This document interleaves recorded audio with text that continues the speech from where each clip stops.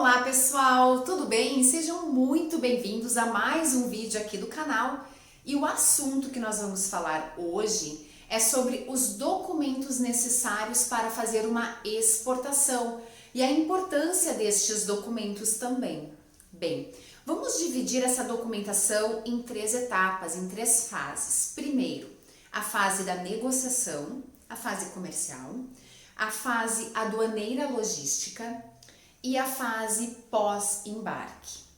A documentação de exportação, ela segue padrões internacionais, o que facilita muito quando nós estamos negociando com diversos países e esses padrões não mudam tanto, então segue o mesmo padrão.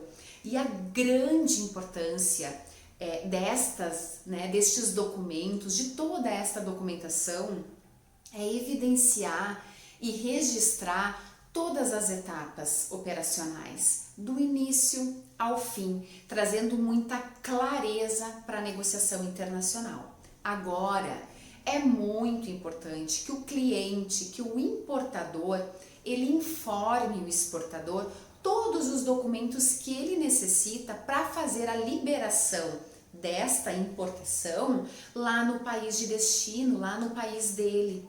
Então, pedir esta relação de documentos é fundamental para que a gente consiga atender o nosso cliente e ele não ter problema nenhum para liberar a carga dele. Pois bem, vamos então aos documentos. A Proforma Invoice ou Fatura Proforma. Tranquilo, a gente pode utilizar as duas nomenclaturas, não tem problema. Este documento, ele é um espelho de tudo que foi negociado. Então, todas as informações da negociação precisam estar descritas ali.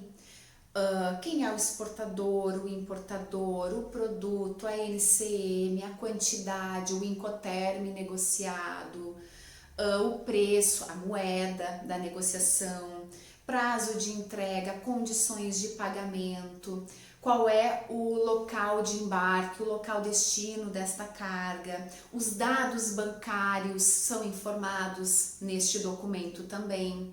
E é muito importante que ele esteja assinado entre as partes, entre o exportador e o importador, porque este documento, quando bem redigido e rico com todas as informações da negociação e assinado entre as partes, ele se equivale de um contrato de compra e venda. Então, se porventura houver a necessidade de algum questionamento jurídico internacional, é a Proforma que vai dar amparo a qualquer pergunta, a qualquer questionamento, ok? Então, vamos agora ao segundo documento, que é a Commercial Invoice. A Commercial Invoice, ela é a réplica da Proforma, com exceção que nós retiramos da Commercial Invoice os dados bancários e revisamos as informações trazendo, por exemplo, peso, bruto peso líquido, cubagem real da carga. Nós precisamos estar informando então na Commercial. A Commercial Invoice, ela é a nossa nota fiscal no mercado internacional. Então, ela precisa estar rica e completa com as informações, porque é este documento que vai acompanhar a carga do início ao fim, desde a saída dela no país de origem até o país destino. E é este documento que também será utilizado lá no país do nosso cliente, no país importador, para fazer a liberação dele. O Brasil ainda exige que este documento, a Commercial Invoice, esteja assinada a próprio punho e com caneta azul, né? Esse é um detalhe que a gente observa sempre em documentação, nunca assinar com caneta preta, sempre com caneta azul, né? Então o nosso país, aqui o Brasil, ele ainda exige essa assinatura a próprio punho. Terceiro documento que vai juntinho com a Commercial Invoice é o Packing List, muito ainda conhecido como romaneio de embarque. E ele traz o quê? Ele precisa trazer todas as informações dessa mercadoria, de como ela está embalada. Se ela está embalada em sacos, em caixas, se é caixa de madeira, caixa de papelão, se está em pallet, as dimensões dessas embalagens, o peso unitário, o peso total, a cubagem, as medidas de cada embalagem. Este documento, o Packing List, ele precisa trazer essas informações da carga, porque ele serve de referência no momento logístico, né? Saber como esses produtos eles precisam ser manuseados, como que ele vai ser estocado. Então o Packing List ele serve para trazer esse apoio, essa base de informações para a operação de identificação e a operação logística. Packing List também precisa estar assinado aqui no Brasil ainda a próprio punho e com caneta azul. Antes de irmos para o próximo documento, eu quero saber, pessoal, se vocês estão gostando deste assunto. Caso estejam gostando, está fazendo sentido, curtam este vídeo, comentem, compartilhem com os seus pares. Caso ainda não estejam inscritos no canal, se inscrevam. Toda semana há conteúdo novo aqui sendo publicado. Acionem o sininho que tem ao lado, assim a cada novo vídeo vocês serão notificados e não vão perder nada. O próximo documento obrigatório é a nota fiscal.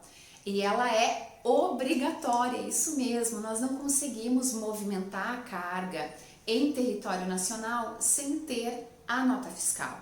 A nota fiscal, ela complementa o dossiê de documentos para fazer a exportação, mas ela não é encaminhada ao cliente. Para o cliente, a nota fiscal é a Commercial Invoice, que é a nota fiscal internacional. Mas a nota fiscal eletrônica emitida internamente é o que valida a operação interna da empresa. Então ela é emitida no CFOP específico para a operação de exportação e obrigatoriamente ela precisa ser apresentada à Receita Federal junto com o dossiê de documentos para validar esta operação de exportação. Mas ela somente vale para o transporte e para as questões legais internas do país. Ela não é necessária para o nosso cliente. Um documento muito importante de ser feito, e confesso para vocês que ainda poucas empresas fazem, é a instrução de embarque. A instrução de embarque, ela serve para orientar o despachante, deixar ele ciente de toda a negociação, de todas as obrigações, de todos os documentos, as responsabilidades para fazer a operação. Então é uma forma, através da instrução de embarque, é uma forma de nós deixarmos o despachante tranquilo quanto à operação que ele precisa fazer. E esse documento eu sugiro sempre ser construído com o despachante, a empresa com o próprio despachante. Não tem um padrão normal, diferente dos outros documentos que nós já verificamos. Mas construam ele, porque ter essa orientação, o despachante ter essa orientação é fundamental. Quando nós falamos de uma operação de exportação, é uma situação. Mas quando a empresa tem diversas operações, é muito importante ele deixar o despachante dele bem instruído, certo? O próximo documento é a liberação aduaneira. É uma etapa realizada pelo despachante com base nas informações lá da instrução do embarque. Quando ele pega instrução do embarque, Commercial Invoice, Packing List e a nota fiscal e junta todas essas informações para fazer o registro da Declaração Única de Exportação, da DUE. Então o despachante ele faz esse registro diretamente no sistema, no Siscomex, e adiciona ao registro todos os documentos disponíveis até então. Outro documento muito importante, muito requisitado pelos agentes de carga, pela empresa que vai fazer a operação do transporte internacional, é o draft do conhecimento de embarque. Normalmente é comum também esse documento ser feito pelo despachante com base nas informações que ele já possui da carga. Então ele coloca lá peso, cubagem, mercadoria, descrição, todas as informações necessárias para que o agente de carga, a empresa responsável, possa separar o espaço, o equipamento necessário para fazer essa operação da forma mais tranquila e correta possível. O próximo documento é o conhecimento de embarque. mas este é emitido pela empresa responsável pelo transporte internacional com base no draft que foi encaminhado. E este documento, o conhecimento de transporte, ele é emitido somente depois da mercadoria ter embarcado. Finalizada toda essa parte da documentação, é muito importante observar que não é com a saída da mercadoria do território nacional que a exportação ela está concluída. A exportação ela vai estar concluída somente quando a Declaração Única de Exportação, a DUE, estiver averbada no Siscomex. Então, precisamos observar esta averbação e ter a clareza de que todas as obrigações estão concluídas sem qualquer ressalva por parte da Receita Federal, certo? Bem, depois disso, juntamos esses documentos e encaminhamos ao cliente. É muito comum embarques aéreo e rodoviário, a documentação original já seguir com a carga. Assim, quando o cliente recebe a mercadoria, ele já tem posse desses documentos originais e consegue fazer a liberação no país destino, no país dele. Agora, quando o embarque é marítimo, em função do tempo que leva para essa mercadoria chegar, um tempo maior, e por garantia, a gente faz a juntada desses documentos e depois encaminha de alguma modalidade expressa para o cliente tomar posse dessa documentação e poder fazer a liberação no país dele, no país de destino, certo? Muito obrigada por terem estado comigo até aqui, espero ter contribuído com todos vocês. Gente, um abraço do tamanho do mundo, até o próximo vídeo, um beijo, tchau, tchau!